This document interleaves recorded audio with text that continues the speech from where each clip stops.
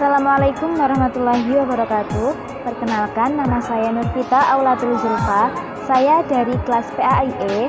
Di sini saya akan menjelaskan tentang metode pembelajaran discovery learning.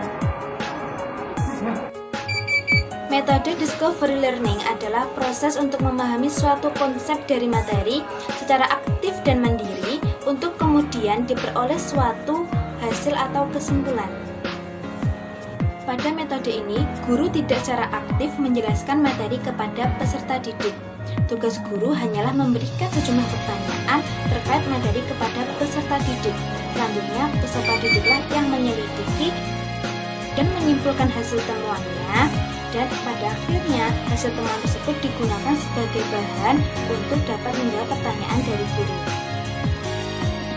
Metode ini dirumuskan oleh seorang psikolog berasal dari Amerika Serikat bernama Jerome Brenner. Seiring berjalannya waktu, metode ini juga dikembangkan oleh beberapa ahli di dalam negeri. Selanjutnya adalah tentang tujuan dari pembelajaran discovery learning. Yang pertama adalah memberikan kesempatan bagi peserta didik untuk terlibat secara aktif dalam proses pembelajaran. Yang kedua adalah melatih peserta didik untuk berpikir secara sistematis dan ilmiah dalam setiap proses pembelajaran yang terkait dengan materi tersebut.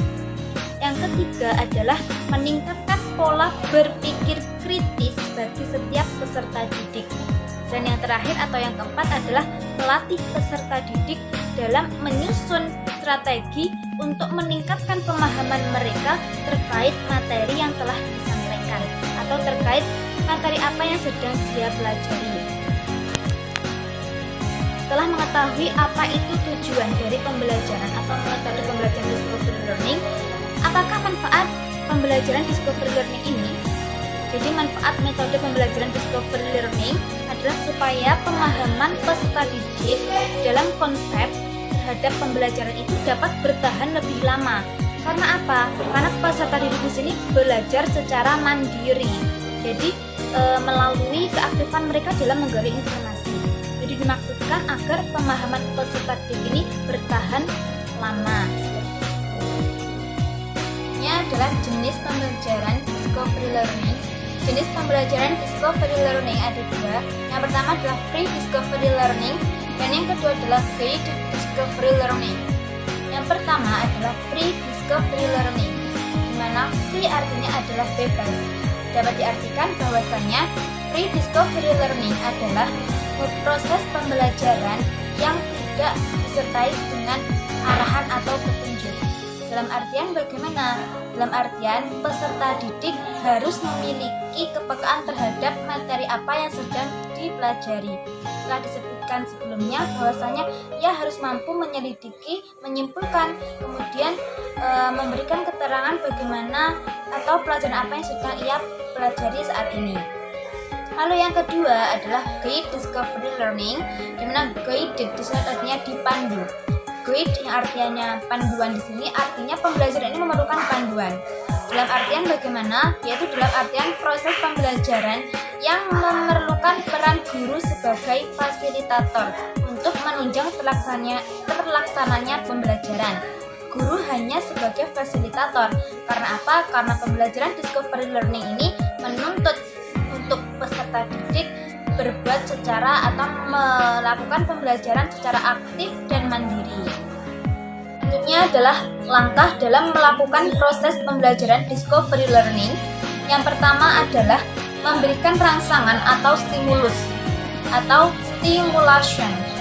Yang kedua adalah mengidentifikasikan masalah atau disebut dengan problem statement. Yang ketiga adalah proses pengumpulan data atau data collection. Yang keempat adalah proses pengolahan data atau juga bisa disebut dengan data processing, dan yang terakhir atau yang kelima adalah pembuktian atau verification. Yang terakhir adalah kelebihan dari metode pembelajaran discovery learning. Yang pertama adalah mampu meningkatkan dan memperbaiki keterampilan berpikir peserta didik. Jadi metode pembelajaran discovery learning ini mampu untuk memperbaiki cara berpikir peserta didik yang sebelumnya mungkin dia terlalu menggantungkan kepada gurunya, maka dia dituntut untuk secara aktif dan mandiri. Yang kedua adalah pengetahuan yang diperoleh peserta didik dapat diingat dan dipahami lebih lama. Jadi mereka tidak hanya menghafal 1 hari 2 hari, tapi dia memahaminya atau menghafalnya lebih lama karena dia menggali pembelajaran atau informasi itu secara mandiri atau secara sendiri. Jadi dia dapat mengingat pembelajaran tersebut lebih lama. Lalu yang ketiga adalah mampu membangkitkan keinginan atau mungkin cita-cita peserta didik.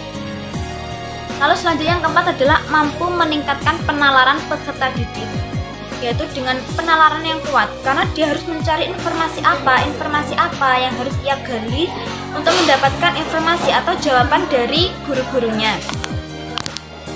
Yang selanjutnya adalah lebih efektif dalam mentransfer pengetahuan kepada peserta didik karena dalam hal ini guru memberikan sejumlah pertanyaan lalu peserta didik menyelidiki, mencari jawaban dari pertanyaan yang diberikan guru sebagai modal dia dalam sebuah pembelajaran selanjutnya.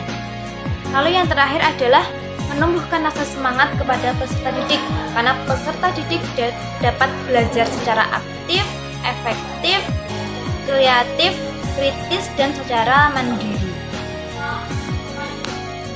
Baiklah, sekian penjelasan saya tentang metode pembelajaran discovery learning. Semoga dapat bermanfaat. Dan banyak kurangnya saya mohon maaf. Akhiran wassalamualaikum warahmatullahi wabarakatuh. Sampai jumpa.